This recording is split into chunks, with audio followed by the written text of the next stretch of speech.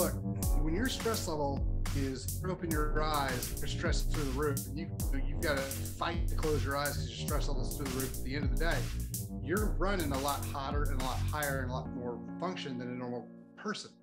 So I always tell people, you don't take a twin turbocharged W12 Ferrari engine to a Toyota Corolla mechanic.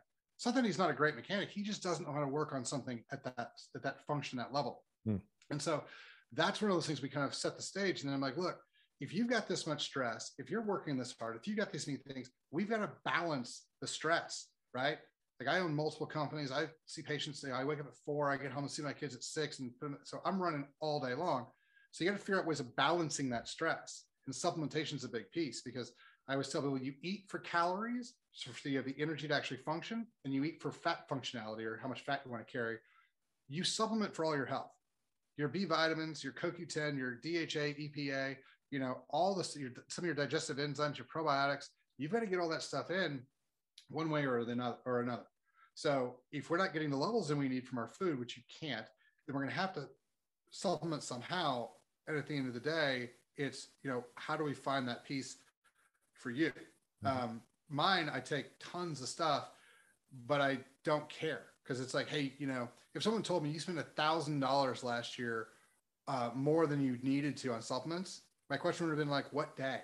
Because there's so many days where I wake up in the morning and I don't know that my son's going to break his arm that day. I don't know that, I have a patient who comes in who had half of his skull removed because he had a car wreck. I don't know what my day is going to hold. I don't know what's going to be thrown at me. So, I don't know how much stress I'm going to have to deal with that day. So I do every day as if it's going to be a kick in the teeth. And so I take a little bit too many B vitamins and my water just flushes them out. Fine. The problem is that what if I needed 10 units and I only took in 6 because I was trying to save a penny? So that's the other side. That's the decision I made. And everybody has to kind of make that decision for themselves of, where do I want to be on this pill count, financially, all that type of stuff. But the supplementation is hypercritical to long-term body function.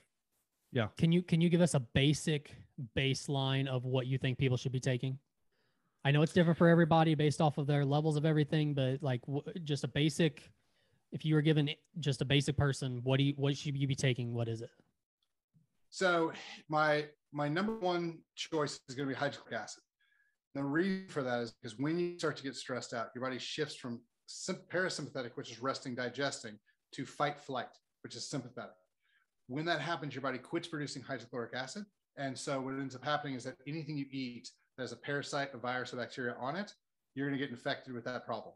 And so the HCl will help kill all those things. So that's probably one.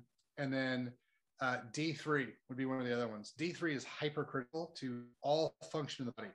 What it actually does is it helps absorb ions through the gut: calcium, magnesium, potassium, whatever it is, chloride.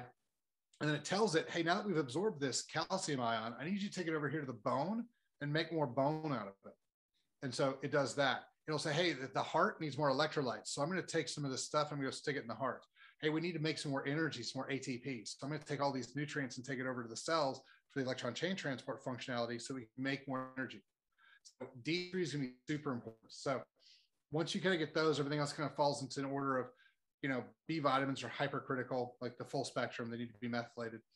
CoQ10 for, again, electron chain transport and free radical reactive oxidative stress issues. EPA, DHA for brain function. So, but if I had to pick just the one, it would be something for digestion, because that's hypercritical for function. So HCl is probably going to be the number